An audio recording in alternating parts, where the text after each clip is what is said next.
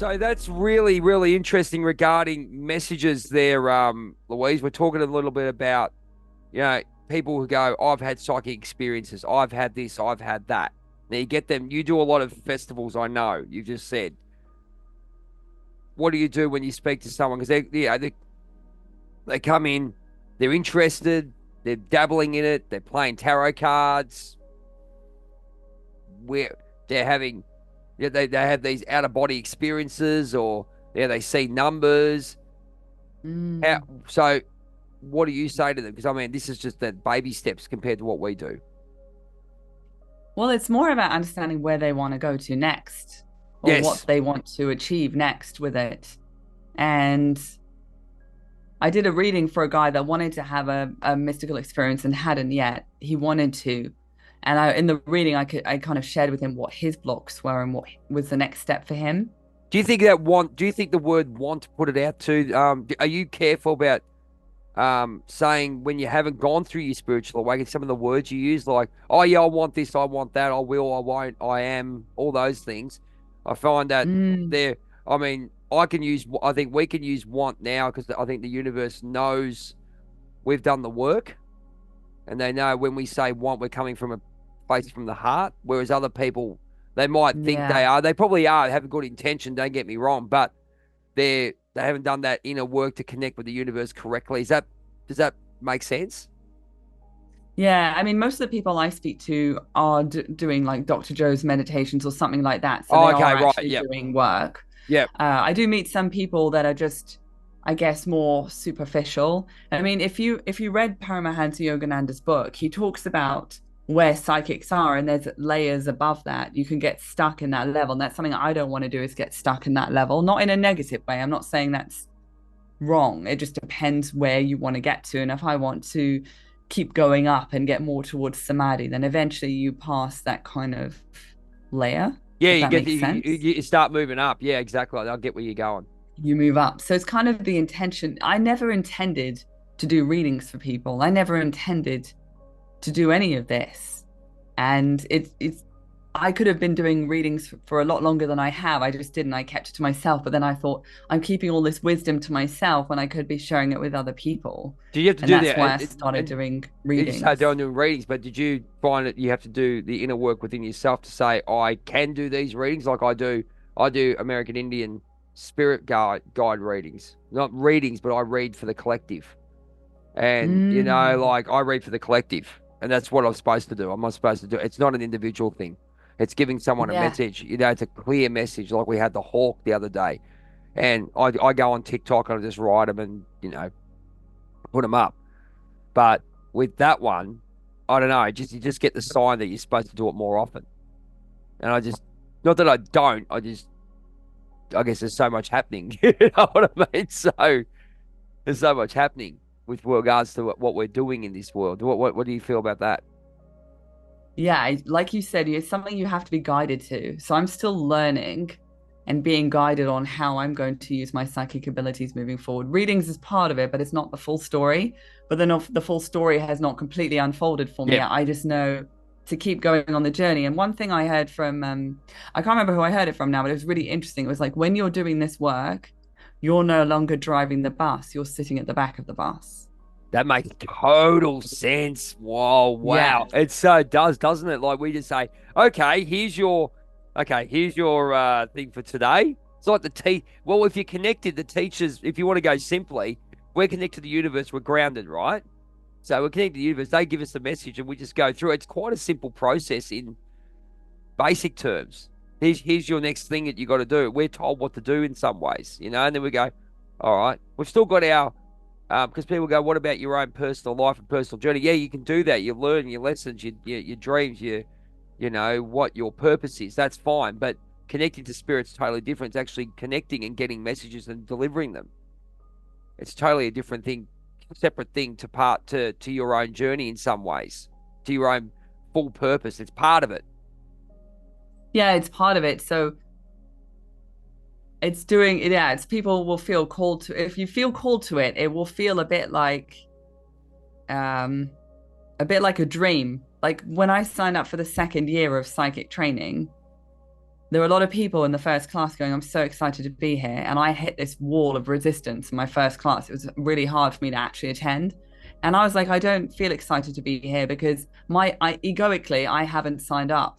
My spirit has signed up. I'm just being pulled along for the Oh, mate, journey. it makes so much sense because we're sort of going, why am I here? You have to be here, son.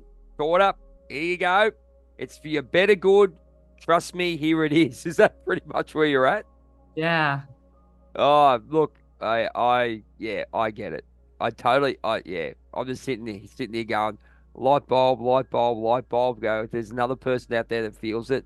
So, on the level of what you're doing now, where are you exactly right now? What are you doing to give to? I guess not give. I wouldn't say give back, but what your gift you're giving to the society, and obviously then you're starting to, I guess, evolve in a lot of ways to become better for yourself and find more gifts or whatever it may be. Where exactly are you right now and what you're doing? Yeah. What I'm doing right now is I'm doing readings for people, but not in the traditional way. Like, Okay. people go, oh, I do tarot readings or I do spirit guide readings. I do whatever comes through for that person. It could be an ET, it could be a past relative, it could be that I do cards. I don't know on the day until I start reading So you said who's if going to come through. so if I come to you, right, I go, hello Louise, how are you? What are we gonna do? Okay. I've been drawn, and they won't tell you that I've been drawn to see you. They'll come and say, right, I want to know about my future, get the cards out, and you'll go, right, okay, what am I going to do for this guy? Is that pretty much where it's at? Yeah, and like I might have an inkling beforehand how it's gonna pan out. Yep. But usually I just like for Excuse me. example, there's a guy who asked me to do a reading and the light being Shah came through and he's like, get up at 4 a.m., get his questions, get up at 4 a.m., do a meditation. I will give you all the answers to all of his questions, write it all down, and then give it back to him, like relay it to him the next day. That was how we did Wow. that reading.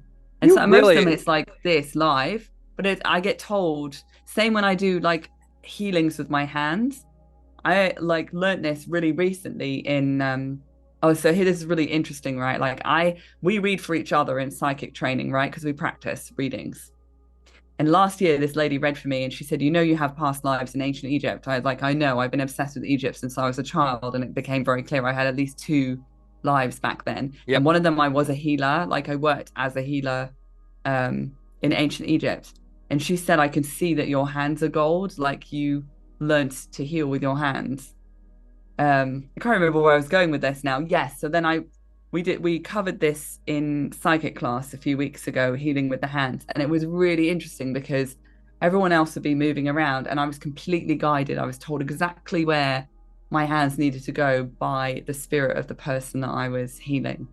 So that's where I'm like at the back of the bus with this, It's completely surrendered to how the session needs to go. I'm literally just it's the funny. conduit or the middleman. It's funny, I've done massage, myotherapy, and all that, right? So we'll call it 3D healing. But from day one, I knew there was something more to it, and I got guided to a particular form and I guess sequence of healing of physical, like doing the massage physically, do it, and there's simple strokes. People go, "How do you do it all that?" I go, "Just am." It's the way it works. And my job, I guess, in a lot of ways, what was basically to sift through the crap and get to the point. That's basically a cancer trait. Black, white, right? There you go. Okay, you got a sore back. All right, let's treat that muscle, but also we'll treat the emotional side of things. And it's just like putting that white light in, doing what you got to do. Okay, you've got to do this, this, and this to heal yourself. Right? So you give them the information, what they do with it's their business. But I see where you're going with that. Yeah. And I've sort of gone to progress to that next level where physical healing, you step away. I guess this is going to come across. This is going to come across pretty dodgy, but what I'm saying is you step away from the normal, from the mainstream people, and let them come to you in some ways. Like this is what you do. Oh, physical and energy healing. Yeah, no worries. And yeah, been doing that. Yeah, I mean, I could fix someone's back and all those kind of things and all that. But does that make sense? So you sort of stepping away and letting people come to you and then you can work with whatever healing you're using. Yeah, basically, I let people come to me and then I do whatever check in with my team. I'm like, am I supposed to do a reading for this person? Yep. That's the other thing. This isn't commercial. This for me, this isn't about, oh, I want to do loads of readings to make loads of money. It's like, No, should I no. be doing a reading for this person? Yes, I should. Okay. And then I take it Mm. from there. There is a balance. Obviously, we have to. I always talk about that on my with Jackie on the podcast. That there is a balance that we still live in the 3D, but we've got to honor the 5D, but still live in the 3D. So you got to have the money or whatever you have to do to not just okay. I'll use the word survive if you want to call it, but just live. But it's becoming more and more relevant that us light workers and white lighters are being guided and will be looked after because we need to be here. I think Danny Searle said to us that the ascension process is a scary one, especially the last couple of years since we've gone through what we've gone through. But have you noticed a lot of people waking up there, Louise? In a lot of ways, to not to say, oh, look, I'm having all these experiences, but they're actually waking up to themselves and waking up to what's happening in the world. Yeah, definitely. I mean, you notice it just online, the number of people that are more open to these ideas, that more people are searching for information. Dr. Joe talks about this idea that, you go through your life, you get sort of programmed. This is, you go to university, you go to your career, whatever. We've all been through the programming. Yep. And at some point, you get to a point where you're like, is this all there is? Because I've experienced everything now. I've experienced pain, suffering, anger, joy. I've pretty much done it all. Like, What's what? next? And when people start asking those questions, like, what is this all about, or what's next? That's when they start that journey, I think. I agree with you because it's easy to look at it where you sort of, and I don't think a lot of people, I believe, are looking at the. Have you heard the game called The Sims? They're just walking around. Well, just walking around doing what they, 9 to 5, live by the 3D.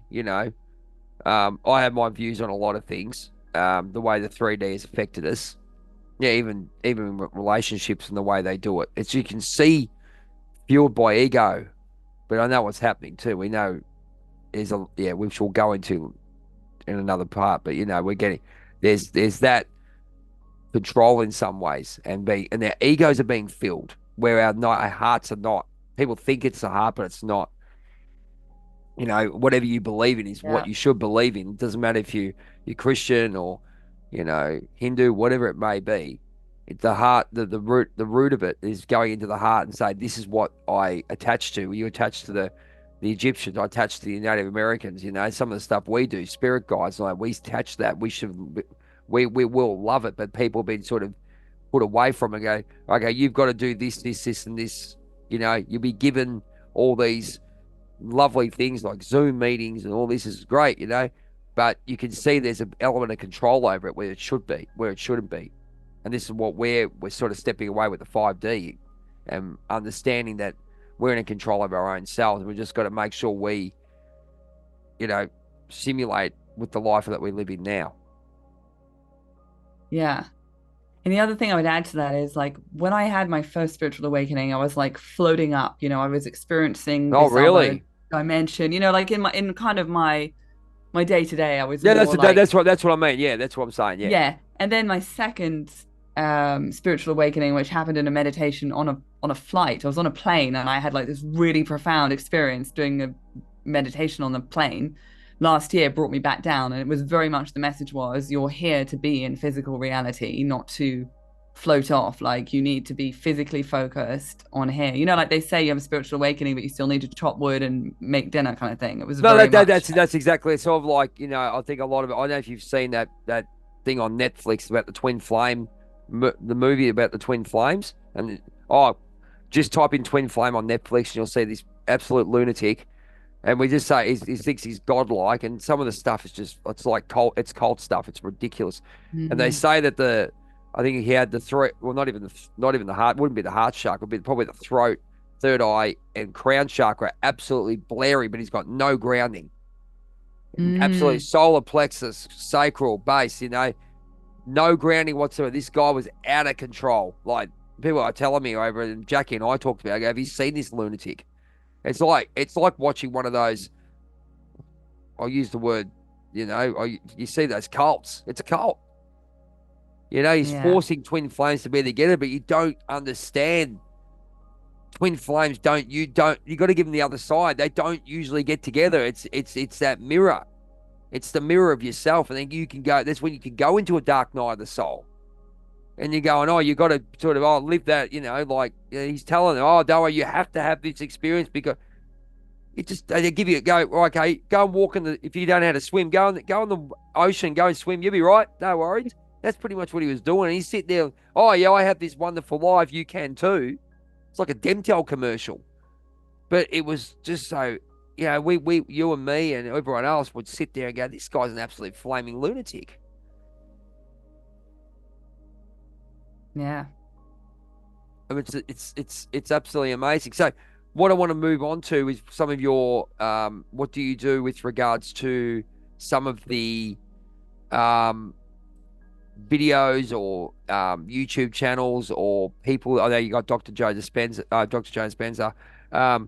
So you've got them. Do you watch any other? Do you have any recommended books, or do you go on the YouTube and watch certain people, or Yeah. what's your training? What's your daily training? I guess in some ways. Yeah. One thing I want to mention, because sometimes people get really attached to the tool. So what I learned was in the beginning, I did Dr. Joe Dispenza meditations, and that's what enabled me to have mystical experiences and to channel. And I still do those meditations every day. But I Right. can have a mystical experience walking down the street or doing yoga. So it's just a tool. So anything that's going to get you into a theta brainwave state, you can have Yep. a mystical experience. I've done it just through breath work, for example, or yoga or a Yep. massage. I had a mystical experience on a massage table because I was so relaxed. I went into a theta. So the first thing is to just not be attached to the tool. It's just a tool Fantastic. because It's like people get really yeah. attached to it. I call it the Bat Belt of gifts, as Batman. Okay, here we go again. But we get these gifts that we can actually pull out and go right, like Batman pulls out something to use. We do the same, can't we? We've got so many tools and Yeah. like a tool belt or a bat belt, whatever you want to call it. Yeah, so that's the first thing is don't be attached to, well, so and so had this experience using this specific meditation. Therefore, I need to listen to that specific meditation to have the same experience. It doesn't work that way. And that's the massive issue that I have is that someone will have some success, whether that's in business or this, for example. And they'll be like, everyone needs to do what I did because what I did got me a result. Well, if you're following your soul and your spirit's path, then that's what got you the result, not the tool. So telling everyone else to do what you did may not be right for them because they're not following their path, and everyone's path is unique. But you'd have to say the tool would be like a message to say, I have to I watch mean, it. like, Yeah, that's right. Yeah, I know what you're saying. Yeah.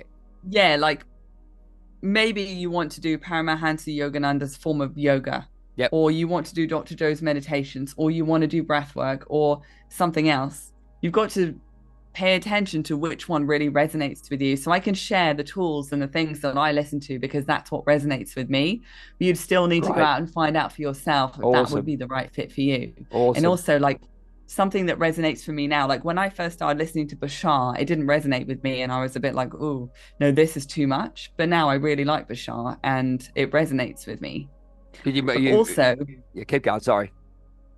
what I've learned from Shah, this light being, is you need to listen to yourself and not be dependent on someone else channeling the message for you. So okay, so this is the most profound messages that I've had that are all aligned.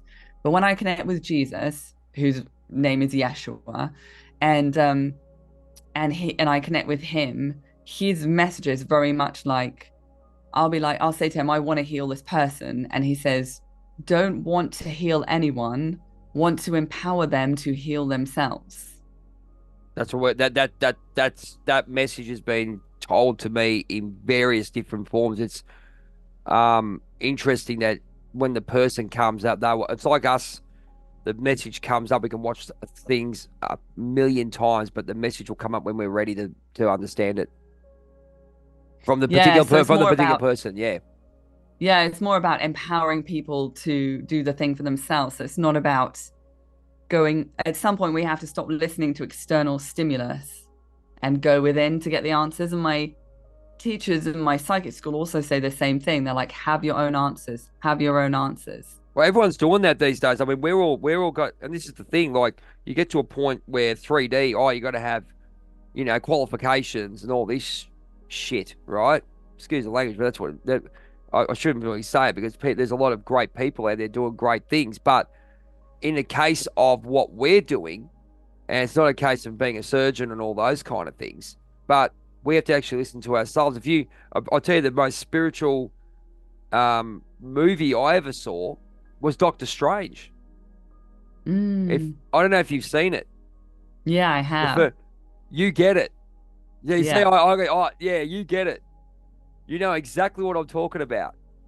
yeah. And just to give you a bit of an example, ladies and gentlemen, if you watch that movie and step back and have a look, Stephen Strange lost his hands. One of the best surgeons in the world, lost everything.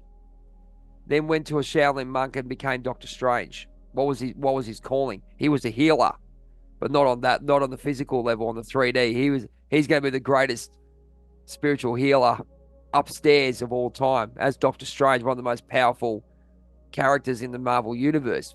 We could do that as well. That is exactly that's exactly what the message is.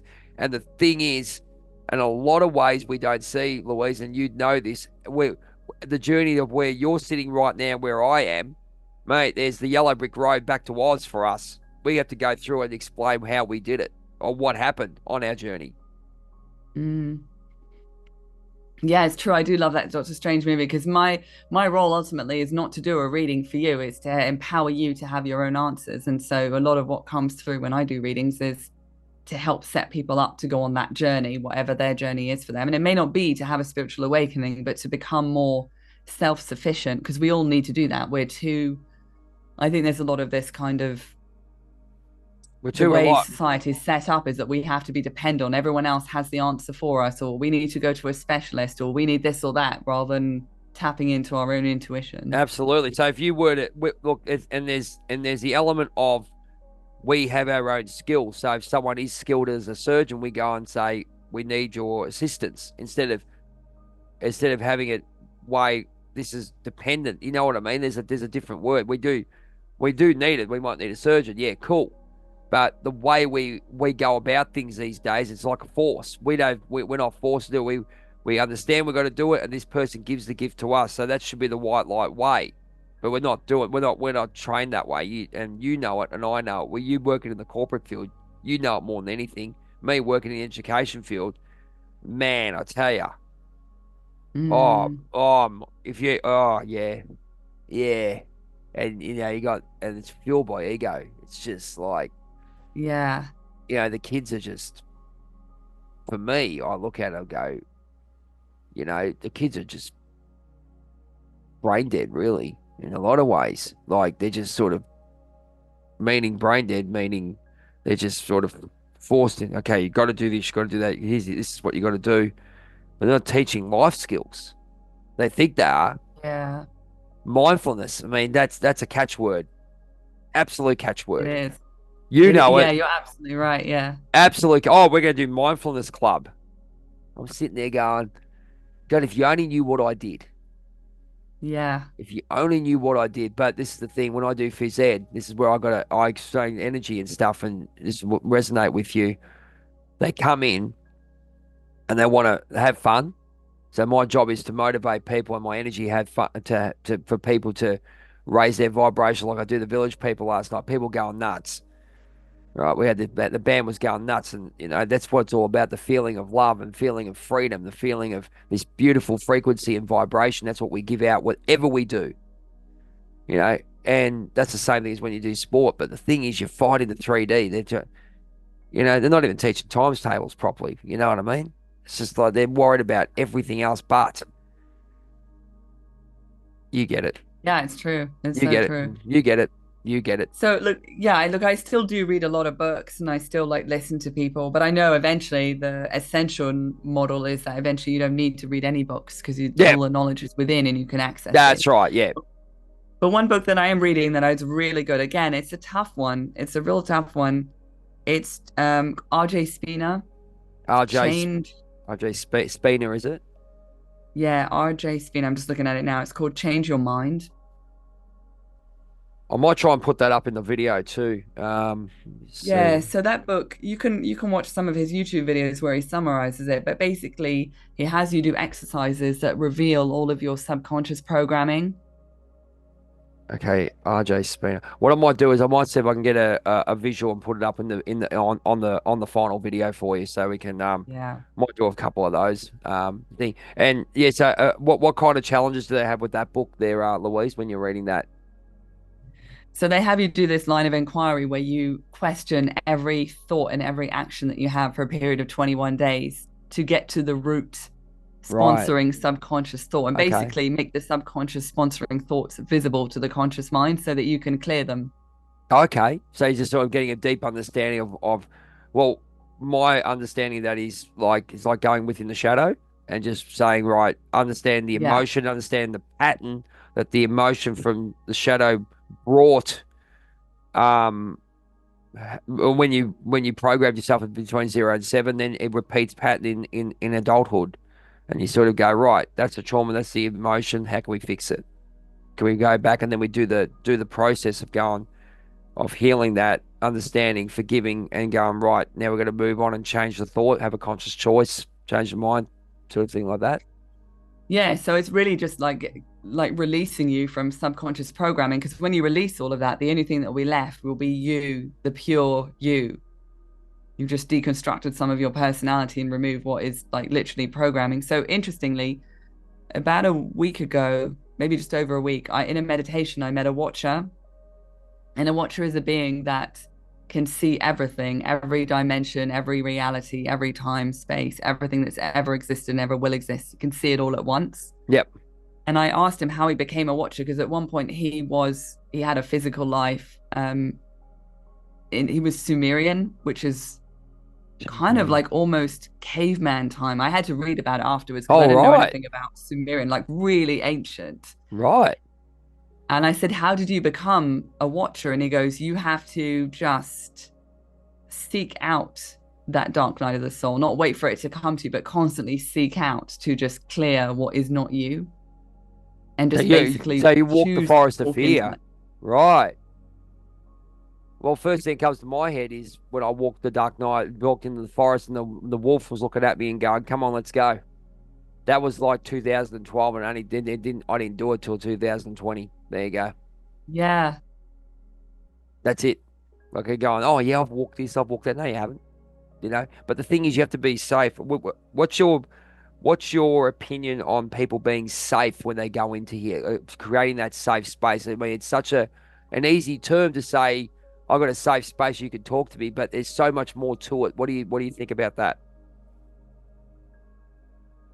I would say that because it is like doing this work is like really hardcore. And, my teachers always say to me, you have a lot of courage to be in this program. Mm, It takes a lot of courage to do this work I agree with and to you. let go of who you aren't anymore and not be sort of, Agreed. like, I Yeah. can't remember the Well, word now, but going from 3D to 5D. Let's just make it easy. Let's make it an easy analogy. yeah. So you have to accept that it will cause chaos because what happens is you're breaking down energetic structures, which causes chaos as something new is coming to emerge. So that might mean that you might lose your job, or things that seem bad may happen. Or Yep. for me, like it's, I had a herniated disc. I got really bad flu for 6 weeks. I got Right. COVID. Then my daughter was sick and we were in hospital with her. It was just one event after another that was chaotic. And I understand. I understand. yeah, I it's get it. gonna happen. I But understand. you just got to trust that it's just energy structures breaking down and rebuilding a new order I and just understand. Yeah, it's like you're breaking weather the down storm. breaking down yourself and your spirit and whatever's happened. Okay, we've got 10 minutes to go on this on the interview. We'll but that it. Let's talk a little bit about that while we're at it. Because people think it's a major breakdown, having a midlife crisis, having a depressive action, and we're not. And as I said, we're not medically trained in that way, but um, people have that, and people go, oh, they told me I have to have pills. Okay, no, no. no way. Like they, and the anti D's, and I've just gone no.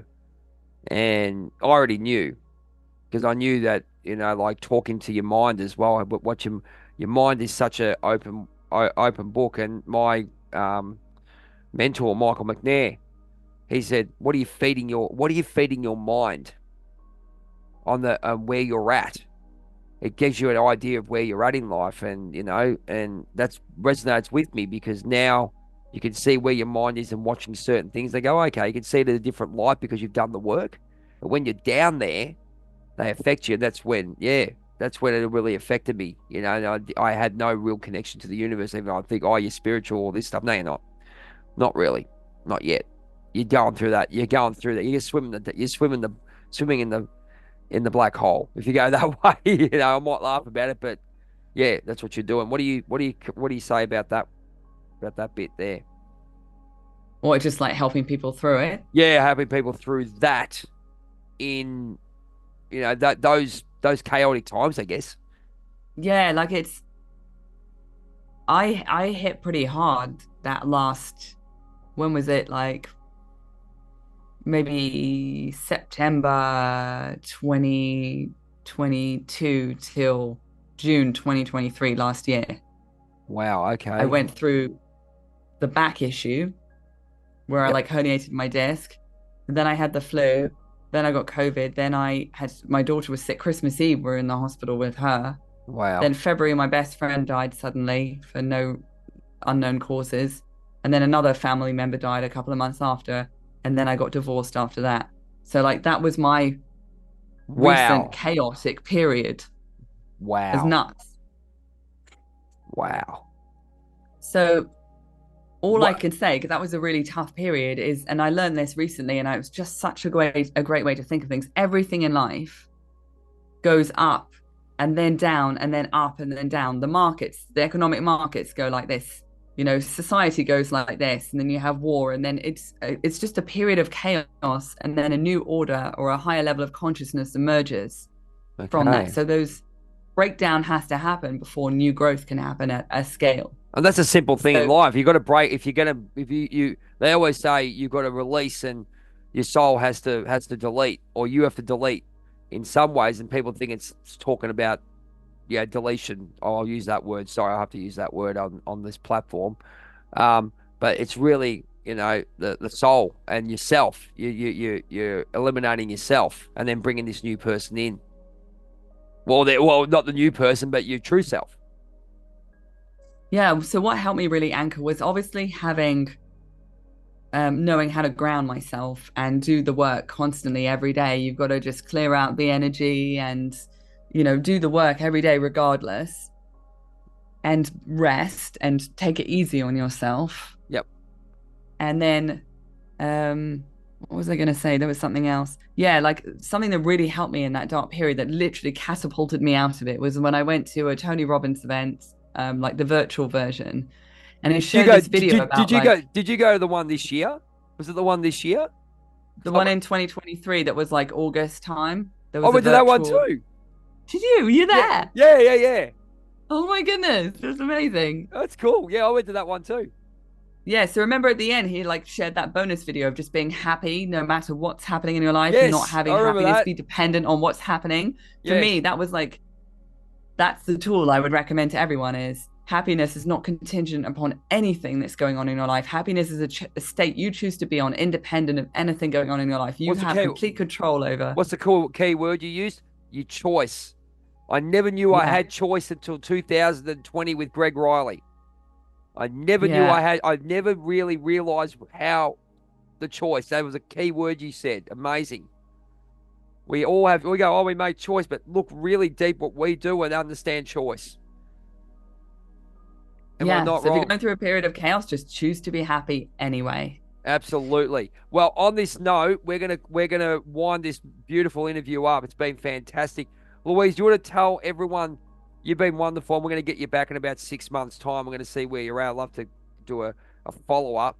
Do you want to tell us where they can find you on your socials? We will have a little bit of a information at the end of our video, and obviously there's a there's your email or a Instagram, or we'll do some social media down the bottom. You'll see while the video is going.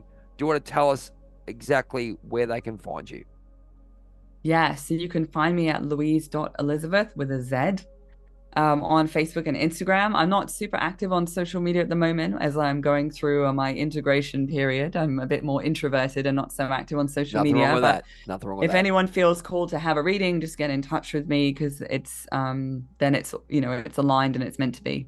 Fantastic. No worries. Well, on that note, Louise, it's been wonderful to have you on the journey of a Whitefeather, a chat with Jay. I love talking to people. It's what I think I'm been called to do this by my friends upstairs, and love meeting with you and getting the note, getting the message out. There's some wonderful people that do wonderful things, and this is what it's all about when we're creating the super friends, as I call it, anyway. Too. So on that note, ladies and gentlemen, thanks so much to Louise for coming on, and as we do, Jackie and I always say goodbye and good luck and everything else when we always say that our friend Brett the Hitman Hart, our friend, I wish he's my friend, he's my hero and our hero, and he always says, be the best there is, best there was, and best there ever will be. And Louise, thank you so much for being on the board on the show. Thank you so much. I loved it. Thanks so much, guys. We'll talk soon. We'll see you soon on a chat with Jay for the 1111 Spiritual Transit podcast and Journey of a Whitefeather. Please catch us on the social media. We'll be on YouTube, Spotify now, SoundCloud, and Facebook, and everywhere else. Just hashtag Journey of a Whitefeather or hashtag Life Theories, which is my other podcast, or the 1111 Spiritual Transit podcast. Take care, ladies and gentlemen, and we'll see you soon.